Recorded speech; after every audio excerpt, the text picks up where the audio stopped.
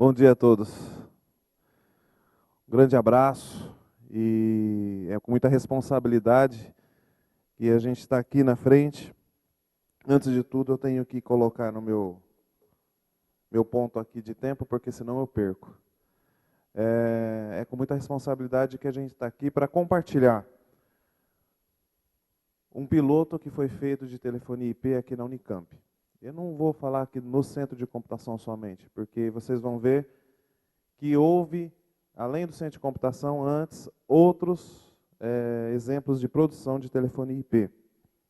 Tá certo? Que vai tratar da substituição de telefonia convencional no CCUEC, principalmente, por telefonia IP, e apresentar um estudo de caso de telefonia IP de baixo custo. Antes de tudo, eu sempre falo para as pessoas que é muito importante a gente estar nesse tipo de evento. Congresso, workshop, seja o nome que você for dar a isso. Porque é aqui que você faz relacionamentos, é aqui que você faz contatos, é aqui que você tem a oportunidade de ver o que a outra unidade está fazendo. Isso é importante para você. Você não fica parado, você não fica só isolado na sua unidade, mas você tem a oportunidade de trocar informações. Isso é muito importante. E eu vou também dizer o porquê isso também nos ajudou nesse trabalho. Essa equipe participante, tá? A DIC, a Divisão de Infraestrutura Computacional lá do Centro de Computação, a Diretoria de Redes e Segurança e a Diretoria de Infraestrutura. Todos eles tiveram participação ativa e decisiva em todos os trabalhos que nós vamos citar aqui para vocês. Basicamente, a agenda que nós vamos ter: o que é telefonia IP, quais foram os caminhos que nós demos para que fosse apresentada e concluída essa convergência. Então, nós vamos falar desde o início, com a CIMES, quais foram as tratativas, quais foram os pré-pilotos, vamos colocar assim, alguns trabalhos que nós fizemos juntos, tá certo? Nós vamos falar sobre a implantação que foi feita no Centro de Computação. Então, nós vamos focar tudo que nós fizemos no Centro de Computação sobre telefonia IP, resultados alcançados. Não vai dar para entrar em detalhes técnicos, porque a gente iria prolongar bastante. Tá? E vai ter vou dar um slide falando sobre cases de telefonia IP open source. Foram visitas que nós fizemos a 2 universidades que hoje utilizam produção de telefonia IP na sua infraestrutura. E planos futuros. Planos podem ser frustrados, mas esses seriam os planos que teriam que estar pautados se você quer desejar telefonia IP aqui na universidade ou em qualquer outro lugar que você queira implementar. O que é telefonia IP? Nada mais é do que você trazer o meio da telefonia convencional e tratar ela em rede de dados. Ou seja, se você tem 2 pessoas geograficamente distantes e elas conversam por telefone, por par metálico, pelas centrais telefônicas, é trazer isso com qualidade, confiabilidade e disponibilidade para a rede de dados. Qualidade. Eu quero que a pessoa me escute e ela me ouça. Tá certo? Confiabilidade. Eu quero que todo o meu caminho esteja íntegro. E disponibilidade. Eu tiro o telefone do gancho, eu tenho que escutar a linha. Tá certo? Então, essa é a função da telefonia IP. É para mudar de meio físico. Sair do meio de telefonia convencional e tratar a telefonia da convencional para a rede de dados. Tá? O porquê? Porque a gente ganha, dispensa o uso de infraestruturas separadas, dispensa que as pessoas, que os técnicos, que a unidade vai ter que cuidar de 2 infraestruturas para atender, um para a telefonia, outro para a rede de dados. Agrega serviço e valor à sua rede de dados. Com isso você não vai trafegar mais dados puros, pacotes de conversas entre duas estações. Você também vai colocar serviços à sua rede. Meu serviço de voz agora vai trafegar na minha rede. Diminui custos. Se você não dispensa o uso de uma segunda infraestrutura, você está diminuindo custos. Você agrega valor, capacita as pessoas, você está diminuindo custos. E permite mobilidade.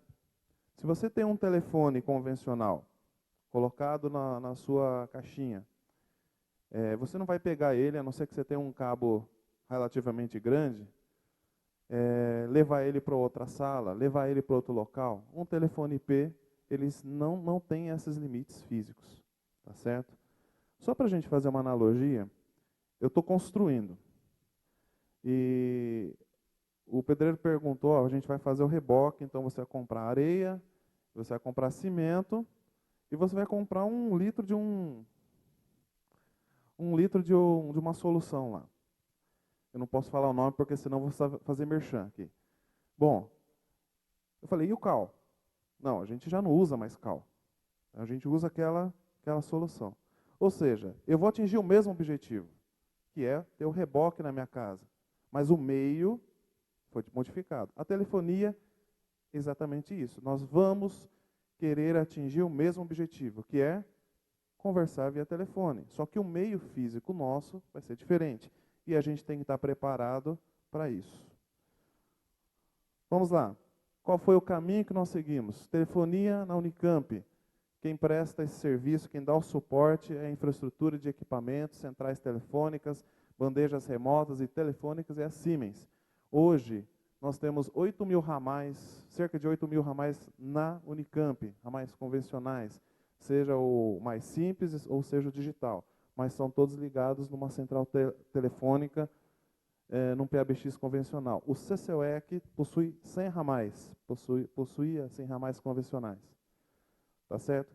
Dito isso, feito esse cenário, houve uma oportunidade criada por todo o fruto do edital, que foi o primeiro edital de contratação da Siemens, que foi começar a trabalhar com VoIP.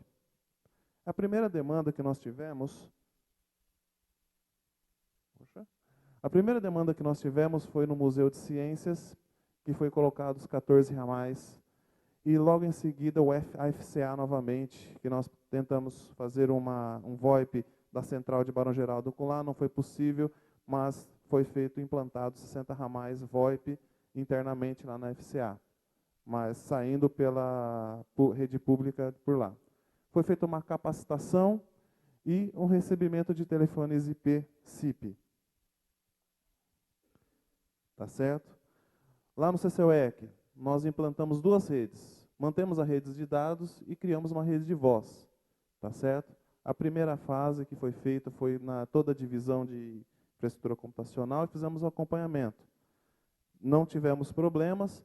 Passamos para a segunda fase, que foi a de CIS e da CAD. Foram 2, está errado, eu esqueci de alterar. Foram 2 departamentos, foram alas novas, tá? Que elas foram, não mais tinha infraestrutura de telefonia convencional. Ela passou puramente só com infraestrutura de cabeamento UTP, tá certo?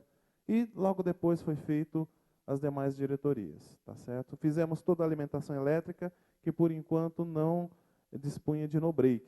E todos os telefones, eles também eles não estavam ligados em suítes PoE, eles estavam ligados com fontes. Para aparelhos de fax e telefones de fio foram colocados ATAs, que são dispositivos que fazem o meio de campo entre a telefonia convencional e a telefonia de redes. Os resultados: toda a telefonia substituída, nenhum impacto na qualidade de voz foi detectado, a convergência dessa infraestrutura, ou seja, nós trocamos toda a infraestrutura que era par metálico por cabeamento estruturado de rede. Todas as funcionalidades de telefone que a gente tinha na telefonia convencional foram portados para os atuais que nós temos agora. E já fizemos também testes com PoE. Tem alguns telefones que nós já ligamos em suítes PoE e todo o trabalho foi tranquilo. E o que é principal? Feedback positivo. As alas novas que eu citei lá na frente, lá atrás, quando elas entraram para trabalhar, praticamente não tiveram problemas em utilizar o telefone, porque eles já tinham, nada foi mudado. Alguns até ficaram satisfeitos, porque agora a gente tinha Bina, tinha outras funcionalidades que outros telefones não tinham. Tá certo? Rapidamente, uma pincelada. Nós visitamos duas universidades, a Unifesp, que possuía 6.500 ramais, e a Unesp, que possuía 9.000 ramais. Eles rodam aplicativo Asterisk e protocolo SIP, tá certo? E nas suas redes. Todos os inícios de trabalhos desse VoIP foram em bancadas de teste, tá certo? A Unesp foi um pouco diferente, fizeram bancada de teste, mas eles tiveram uma capacitação. Eles contrataram uma empresa para capacitar seus técnicos, porque eles têm 23 campos espalhados no estado de São Paulo. Então era impossível você agregar de uma coisa só. Tá? Eles também criaram softwares de apoio, desenvolvidos em PHP, para poder fazer todo o controle de ligações, para você fazer a instalação de telefones, configuração de telefones, foi tudo facilitado com esse software. Para adquirir os telefones, todos utilizaram registro de preços. Tá certo? E o que eles acharam do software?